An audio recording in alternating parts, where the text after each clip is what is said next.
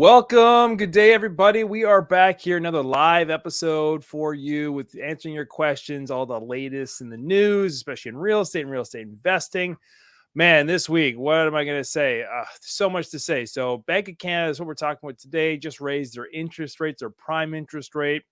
Totally unexpected, by the way. Obviously, the Bank of Canada probably knew it was coming, but for the most part, and for most analysts, this is a fairly big shock, actually. So rates have been they have not changed for the past 3 months, and there was expectation by all the analysts, including banks who study this day in and day out, that the Bank of Canada would not raise interest rates. The economy, so far as everybody can tell, is fairly struggling, and inflation numbers are, they're somewhat stable, but they're not coming down the way they're thought. So the Bank of Canada decided, hey, we need to still combat inflation. So we're going to increase the interest rates for June for another quarter basis point. So we went from 4.5% to 4.75% just yesterday. So today we're talking about interest rates, some effects, some hopefully peace of mind for you if you're listening to this. And I want to give you some context also.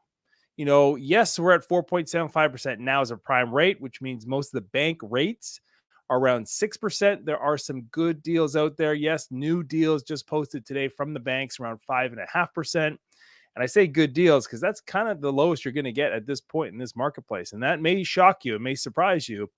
And we're going to see some context and some history on that price point as well. And there is certainly going to be some repercussions for this, especially people who are already over leveraged or who wanted to sort of use leverage in real estate, which is kind of the big driver. But keep in mind, interest rates are not targeted and only solely focused on real estate. Obviously, that's sort of the big number for banks, but it also affects people who want to get a car and lease a car, or their credit cards, or have a line of credit and they're using a line of credit for maybe a business.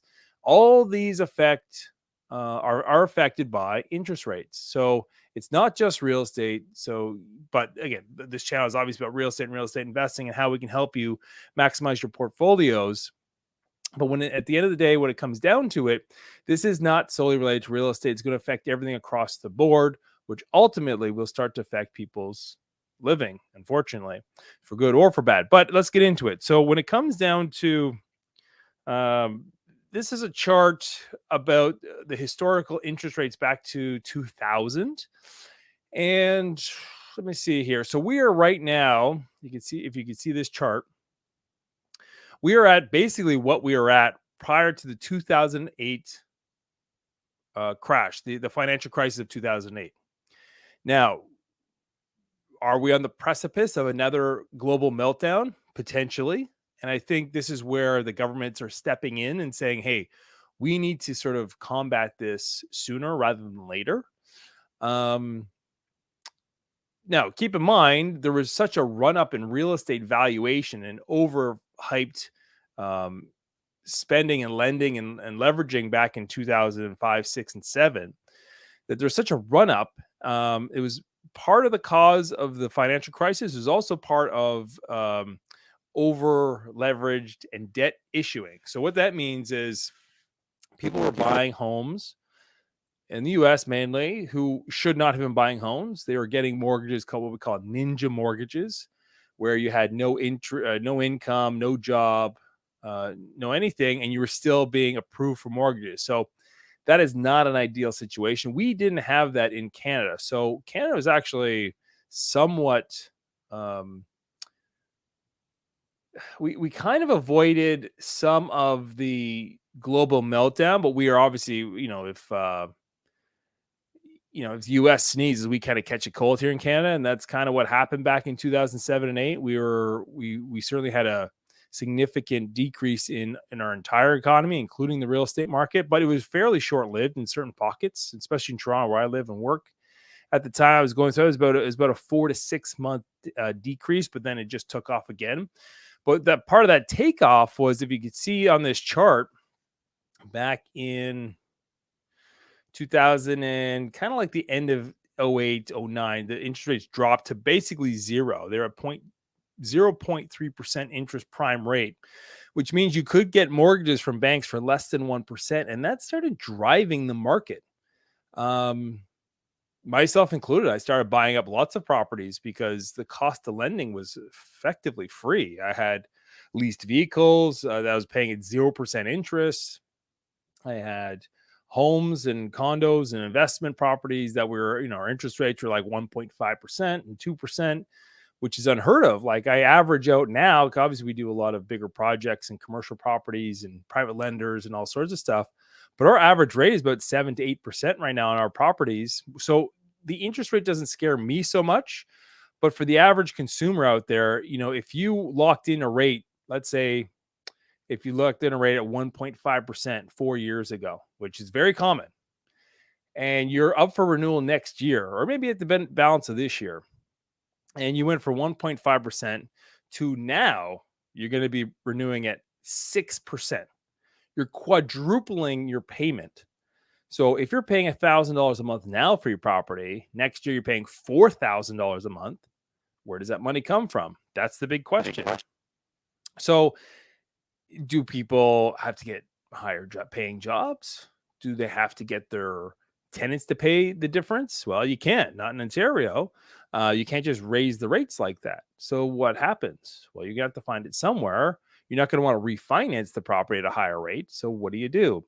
So there's a lot of questions I have to answer, of course, this week to clients and saying, what do I do? And that's what this call is about today. So if you have questions, just send them in. And we'll do our best to get through them all.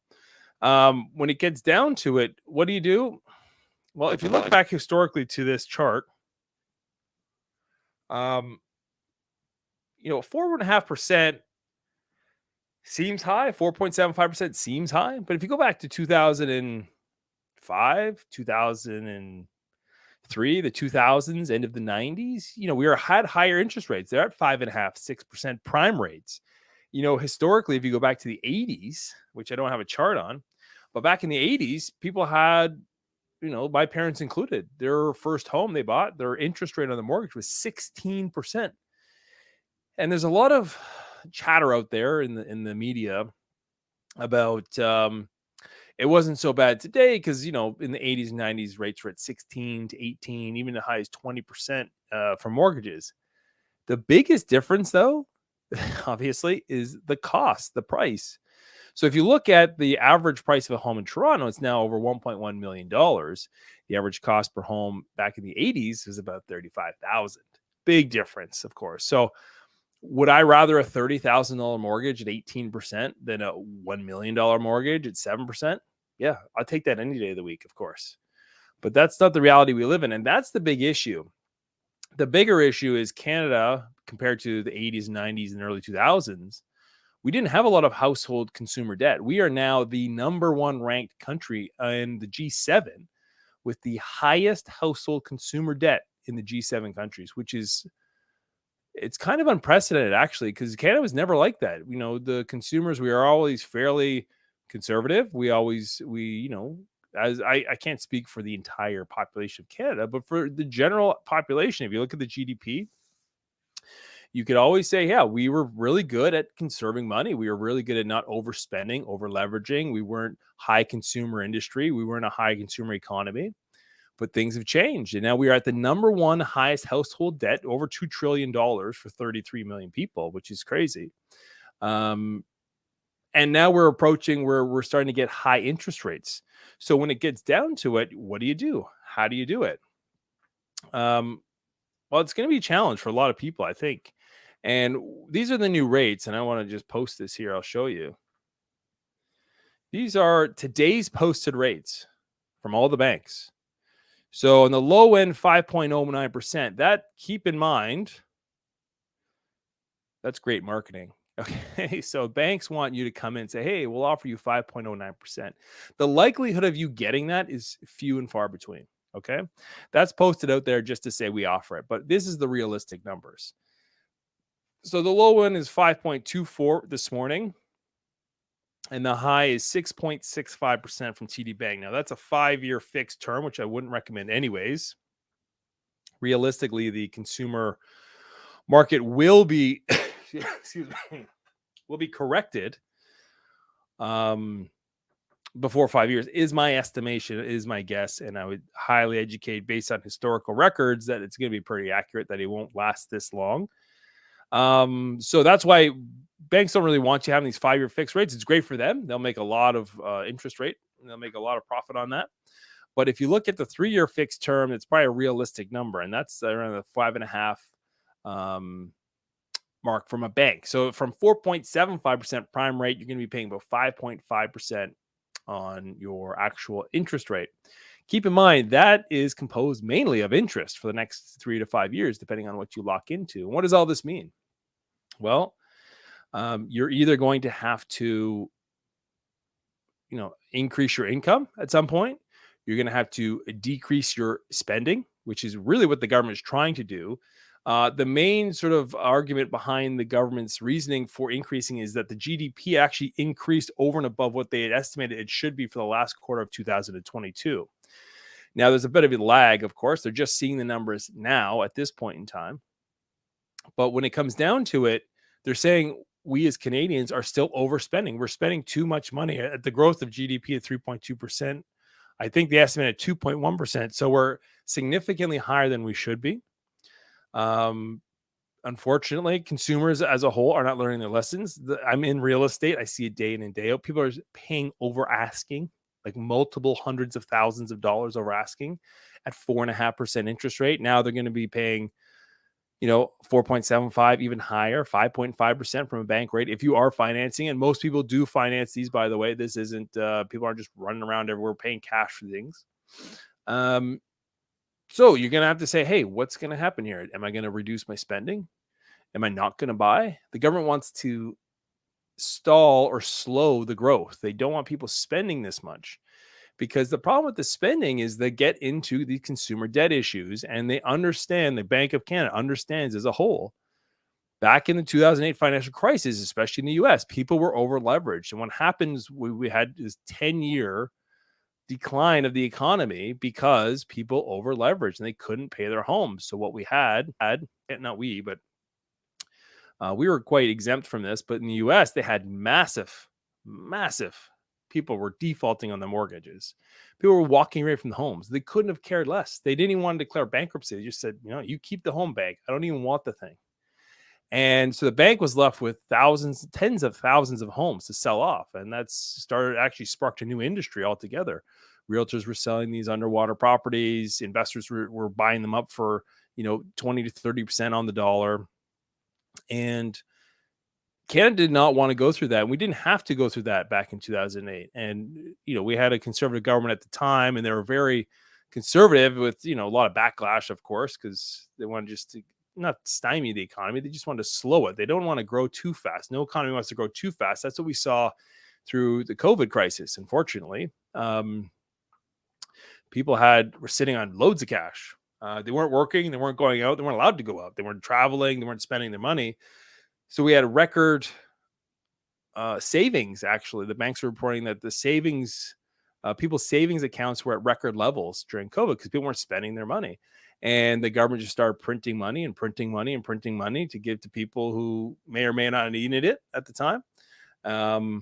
And this is what caused inflation. So in order to combat inflation, you have to say, if you're going to buy something, you got to make sure it's the right choice. And you're going to have to make sure that the interest rates are going to control that. And that's how the government controls it. And that's how the Bank of Canada controls the economy and the GDP and the growth. But it's not slowing. The growth is continuing, which is, in most normal circumstances would be a fantastic thing.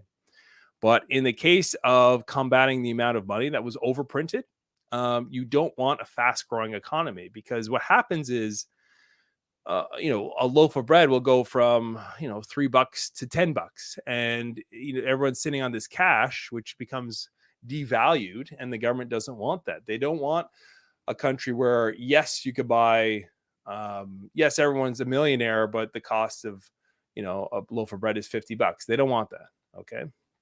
And there's certain countries in the world that have gone through that, and it's painful. And Bank of Canada is very smart. They know what they're doing.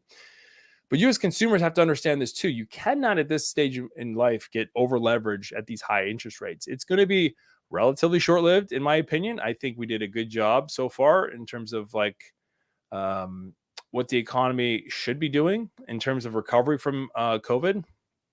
But at the end of the day, you cannot put this the expense of increase of interest rates onto your tenants, onto your consumers. So you have to get involved with, do you sell the properties? I would recommend no at this stage in life. So in the economy, you don't want in this cycle, which is a down cycle, you do not want to be selling into the down cycle. So if you can temporarily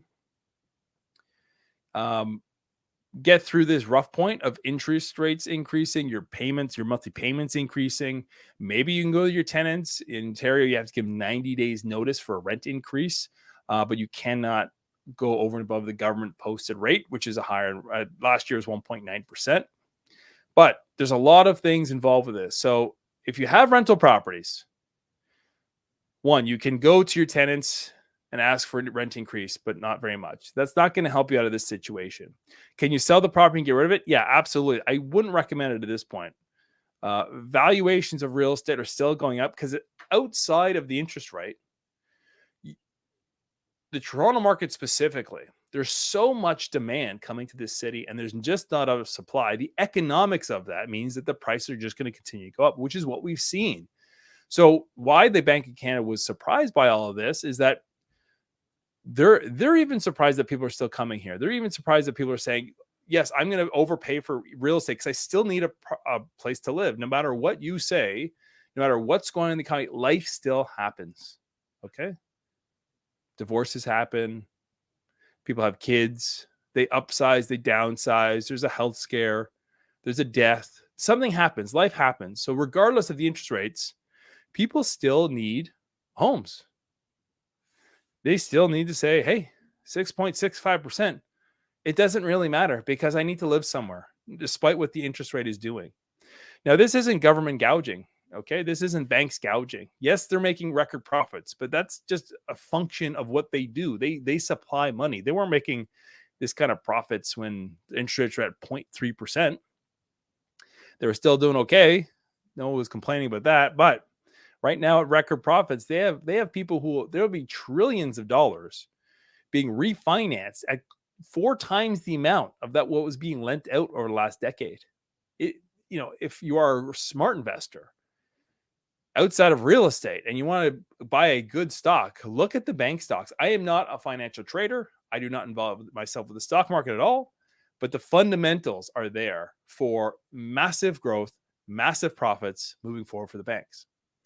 That being said, you can also become your own bank. I'm kind of going off topic here, but we focus on real estate and real estate investors. We show you how to grow your real estate portfolio.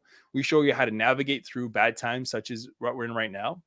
The biggest and best way you can navigate this is to take advantage of it as well. Get in the game. If you have cash, if you're sitting on cash, if you want to refinance a property at 6% and you have that extra cash, you can lend that out at 8, 9, 10, 12%.